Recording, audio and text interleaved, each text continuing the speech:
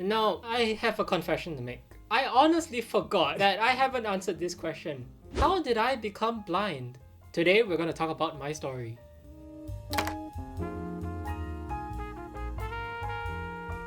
Before we move on, I'd just like to interrupt this program with an important announcement to ask you to kindly tickle that like button, hit subscribe, smash that notification bell, so that you can stay notified about my future uploads about what it's like to live with blindness. Support this channel and support me on my mission. Thank you. Hi, my name is Josh Tseng. Welcome to my channel where I talk about what it's like to live with blindness. So for about 2 months now, I've been doing content creation and public speaking full time, and I realized that I have answered this question so many times, especially during my presentations, that I have never actually made a video about this, and I completely don't know why. What I'm talking about is answering the question, how did I become blind? I'm honestly surprised nobody on Twitter or YouTube has asked me this question so far, given the fact that, I'm opening my eyes and I otherwise don't look like I'm blind. Sometimes it is difficult for people to even accept the fact that I can't see at all. And so today we're going to talk about my story, how I lost my vision, and what challenges came along with it, so I hope you enjoy. So the date was November 11th, 1997. I was a perfectly healthy baby boy. Yes, my birthday really is 11/11. But, well, when I was born, there really was nothing remarkable or strange about my entering this world. I seemed perfectly healthy. I had a full head of hair, as is kind of typical for a lot of Asian babies. I was apparently kind of heavy for a newborn baby, and apart from the fact that I had to be given birth to using C-section, there really was nothing that unusual about my birth. But 7 years later, my parents noticed something strange about my eyes. They noticed that one of my eyes, my right eye, was actually not looking straight, and it was constantly looking in a completely different direction to my left eye. Now, my parents are both relatively well educated, and so they both were aware that something like this is often what's known as lazy eye, where one eye is not looking in the same direction as the other due to some muscular reason, or it could be something else. So they thought, okay, this is alarming, but no big deal. Let's go to the Singapore Eye Clinic and see what's up with Josh. Now, my memory of this time, this moment is really foggy because, again, I was 7 years old. That was a really long time ago, but I vaguely remember it being really, really tedious. I was brought to this eye center, which is this massive facility here in Singapore, which specifically caters to serving people with eye conditions, and I was brought from one room to another with all sorts of tests being performed on me. I was put into rooms that were really bright with lights shining directly into my eye. I was put into rooms which were completely dark and asked to perform certain actions based on certain stimulus, which I have long since forgotten. But long story short, after the entire ordeal, the doctor sat down with my parents and they did not have good news.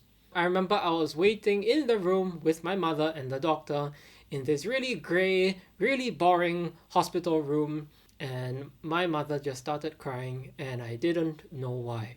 I honestly don't remember how my mother told me I had this eye condition, but I was still able to see, so being told that I had an eye condition that could eventually lead to blindness possibly didn't really register, especially, again, I was 7 years old. And so before I go too far ahead of myself, let me explain what is the condition that I have. Now, I have a condition that is known as glaucoma. It is one of the leading causes of blindness, and so it is actually an incredibly common condition. But what is not common is for glaucoma to develop in young people, especially children.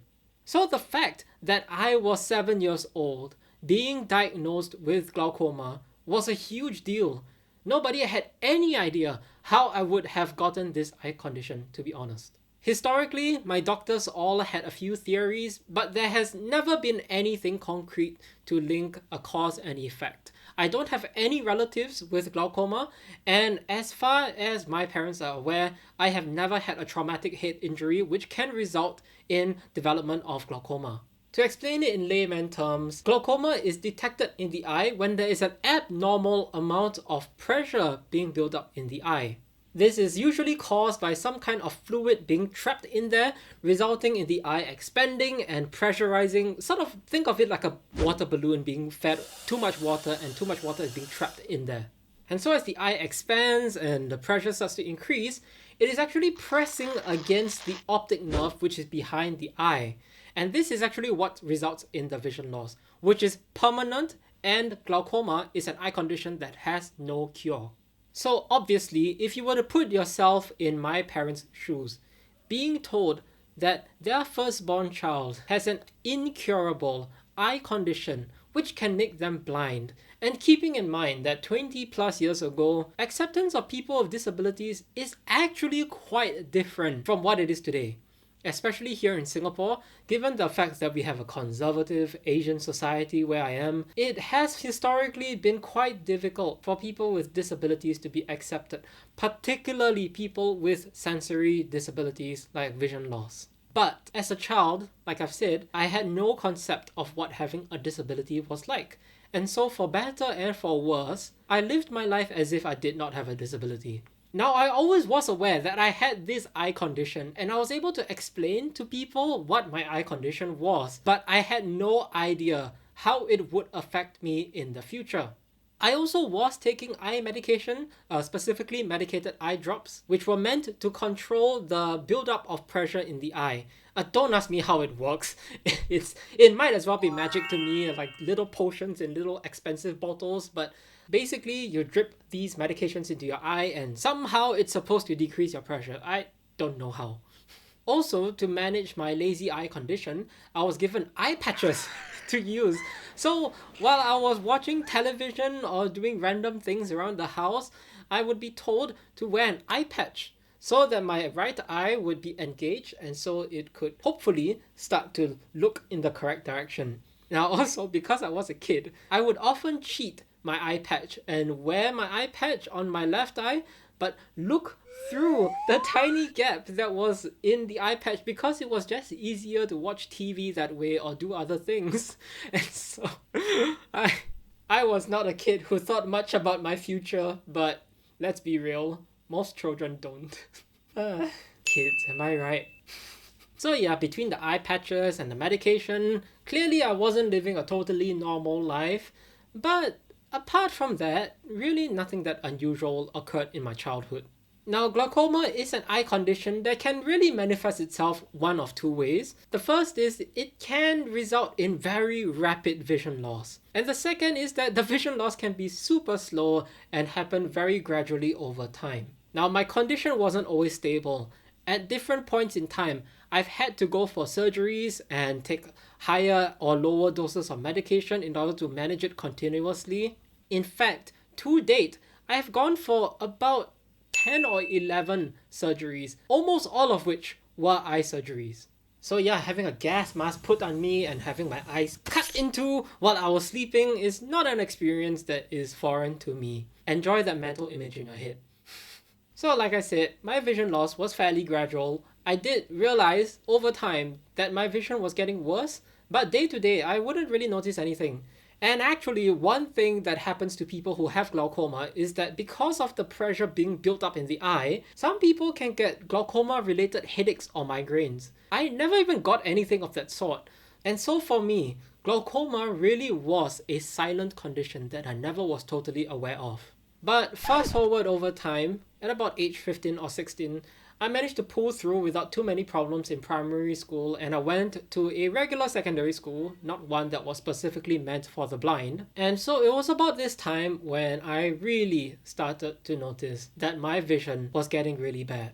And sort of to illustrate how bad my vision was, I have this story. Now, I'm not saying this to be offensive to religious people or anything, but try to understand the intention and the situation that I was in. So I remember I was taking a final exam. This is a really important exam. I really needed to score well. And this was for my English paper as well. English has always been one of my best subjects at school, but I was struggling mightily with this paper.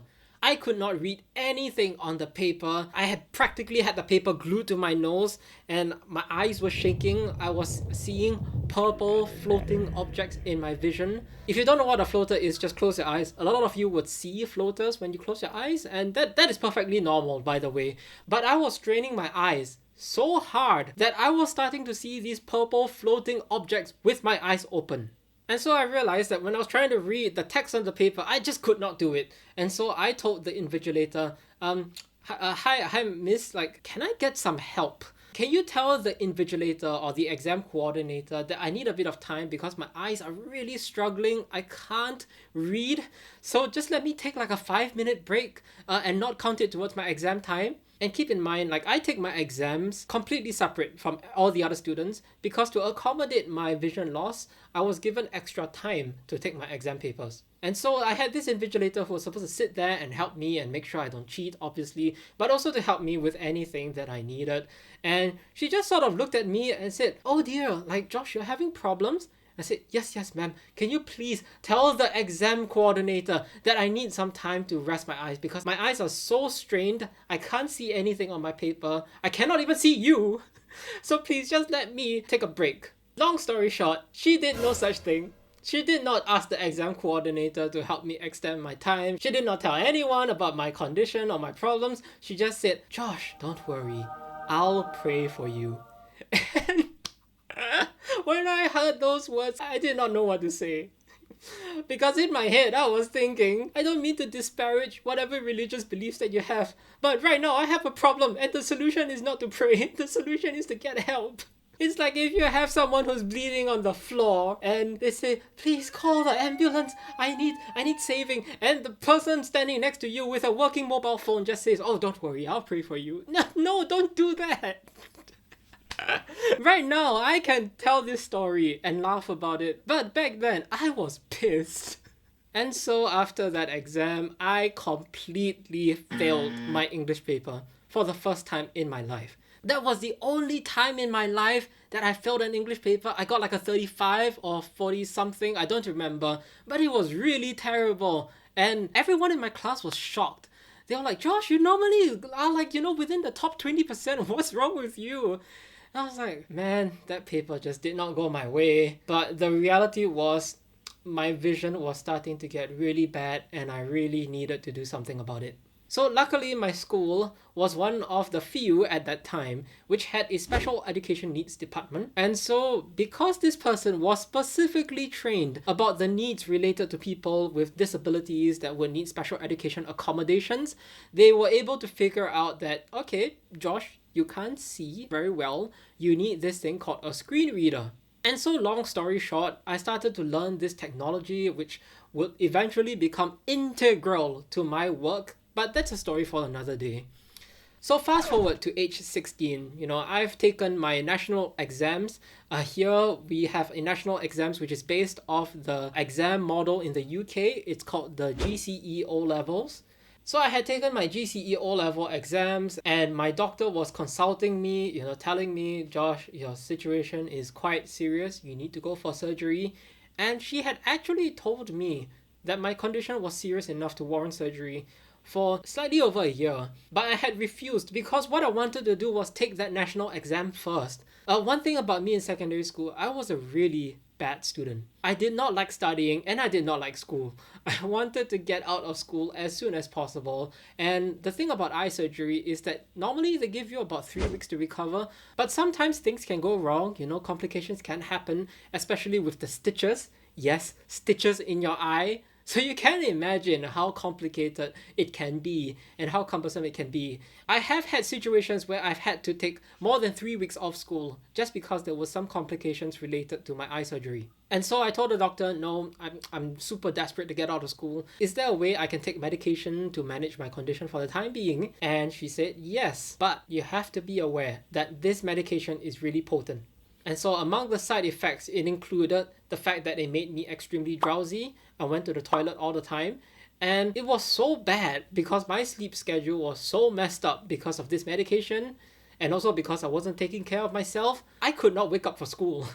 And so I actually missed the last 6 months of my school leading up to the national exams. I basically studied from home. And yeah, I did the study from home thing way before COVID. I was a trendsetter. No, I was no such thing. And so anyway, I studied from home. I took my national exams. After the national exams, I said, okay, doc, let's go for this surgery. And one of the things that could result from this surgery is that it could lead to even more vision loss. It would be slight, but my vision was already pretty bad at that point in time. Like I said, I was struggling to read, I was struggling to write. But one of the reasons why I went for this surgery is glaucoma. As you can imagine with the water balloon analogy, it can make your eye expand. And if your pressure in your eye is severe enough, it can make your eyes bulge out of your head, or, I don't know if this is the correct term, but it can even make your eye pop and deflate. And so that kind of damage is not only painful, as you can imagine, it also results in, let's just say, cosmetically undesirable results. And so one of the big reasons my doctor told me to go for this surgery was, Josh, we are not saving vision here, but what you can do at least is maintain the appearance of your eye, and you do have some vision left. So the correct thing to do from the doctor's point of view is to preserve whatever little you can, because in the future maybe this can also open up certain cure-oriented treatments for you, if like stem cell research, for example, results in there being a cure for glaucoma. And so I said, okay, these reasons make sense. There is a level of risk to the surgery, as with any surgery, but there are good reasons to take it, so I will. Just to also give you a frame of reference for how bad my eye condition was at that point in time, from a technical point of view, the pressure in the eye is measured using this really weird equipment. It's a piece of equipment that sort of taps your eye and measures the pressure that it can sense. And a normal person's eye pressure is somewhere between 6 to 8. 12 is slightly high, but that's still okay. I don't know what's the unit of measurement, but I can tell you this. My pressure was 60. It doesn't take a doctor for you to understand that is way higher than what it's supposed to be. So yeah, my eye condition was really bad at this point. The pressure was really high, and like I outlined earlier, if I did not do anything to manage the eye pressure, my eyes could pop, they could bulge, they could basically look irreversibly damaged, and so I went for this eye surgery. Now, after I went for the eye surgery, for whatever bizarre reason, my eyesight actually did improve for a while. I started scoring better for eye tests. I honestly don't know why, but after about 2 to 3 weeks of repeated eye tests, my vision started to get rapidly worse. I was struggling to read before, and now it was virtually impossible. I remember trying to use my computer, and I would have my nose pressed against the screen with my left eye, because my left eye is the better of the two eyes. My left eye was trying to focus desperately on reading the text on my screen, and I just could not make it out. I could make out vague splotches of colors, like I very distinctly remember looking a lot at the Mozilla Firefox logo, because that was my browser of choice back then. I was so close to the monitor that that logo, because I saw it so often, is practically seared into my memory. But yeah, I was struggling really hard to see, and I eventually had to accept that my vision had reached a point of no return, and my vision was gone. This thing that I had taken for granted was now no longer something that I had. When I realized this, I realized also that I took a lot of my hobbies for granted. A lot of people are shocked to learn this, but in secondary school, I was actually a school photographer. So I was the one running around taking photos for events. I was actually kind of notorious for it because I was so prolific. I did it a lot, and I was pretty good at it as well. So I was a school photographer, and I no longer could do that. I was also a gamer. I played Team Fortress 2, I played Minecraft, I played Pokemon, and I could no longer do that as well. I also liked sketching. In particular, I liked sketching animals. I don't think I have any of my sketches left for you to see, but long story short, that's something I could no longer do as well. And my mother was protective of me back when I was younger, so just imagine how protective of me she would be when she knew that I could not see anything at all. My vision had reached the point of no return. It was so bad that my doctor even told me, Josh, you might not be able to continue school. You might have to consider dropping your further education and going to potentially apply to the massage school to learn how to be a massage therapist, because you may not be able to find any other form of work. She really did tell me that, and that was 8 years ago. Naturally, I was in a complete state of depression and sadness. It was miserable, realizing all the things that I used to have that I no longer had anymore. It's really tough. And a non-trivial amount of people who lose their vision or acquire a sensory disability A lot of these people do become depressed, and I've experienced that and I understand what it's like. My head really went into really dark places. I was very unhappy. I was very resentful. I was thinking, why me? This is not fair. Life is not fair to take this away from me. Why, of all the people in the world, of all the people who I knew in my life, why am I the only one who is blind? And so yeah, I just sat in my room. I didn't do much of anything.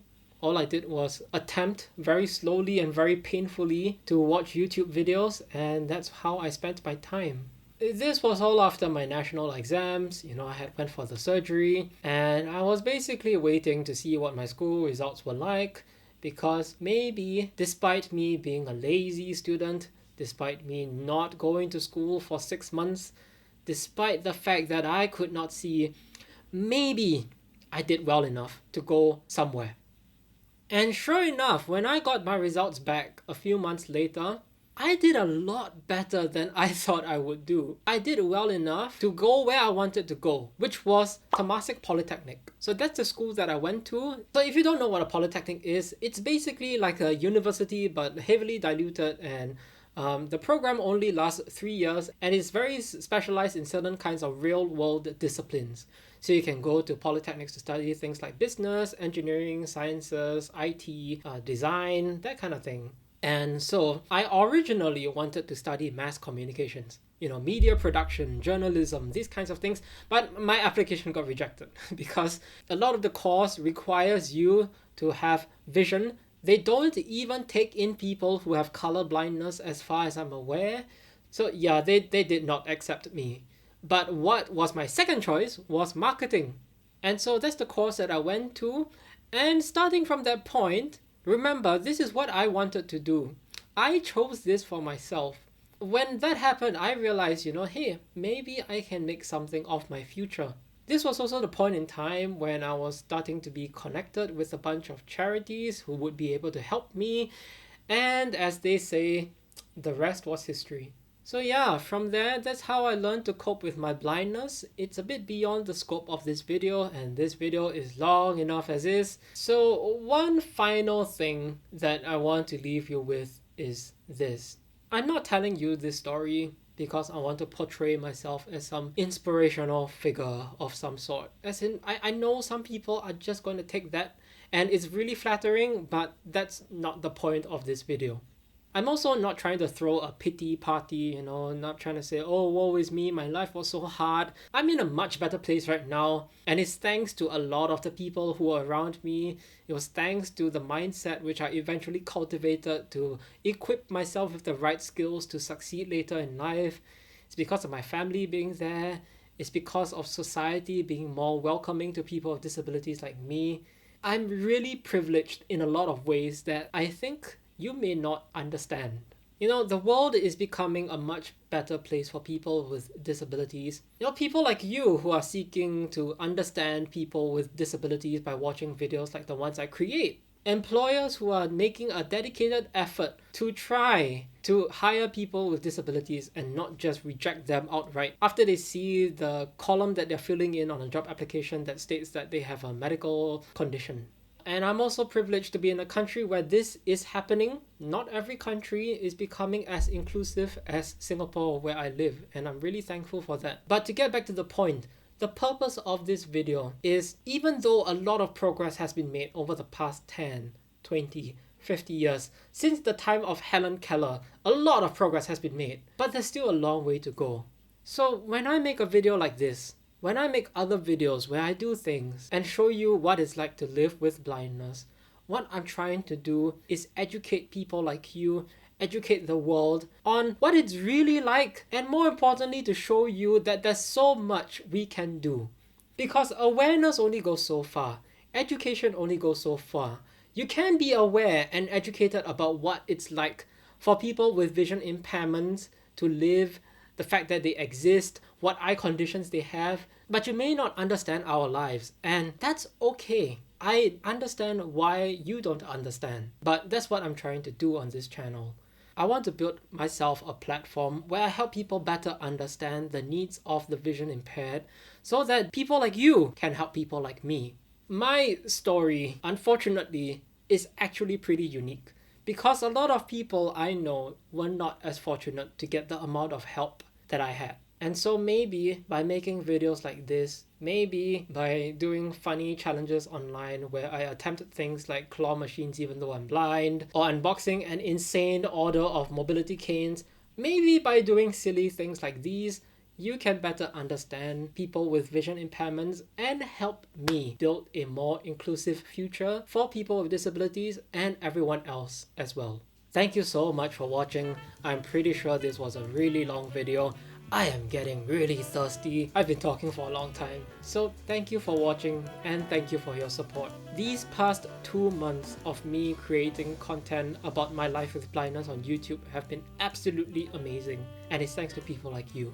So if you enjoyed this video, tickle the like button, hit subscribe, smash that notification bell so that you can stay informed about my future uploads where I talk about what it's like to live with blindness with moi, and I'll see you next time. Bye.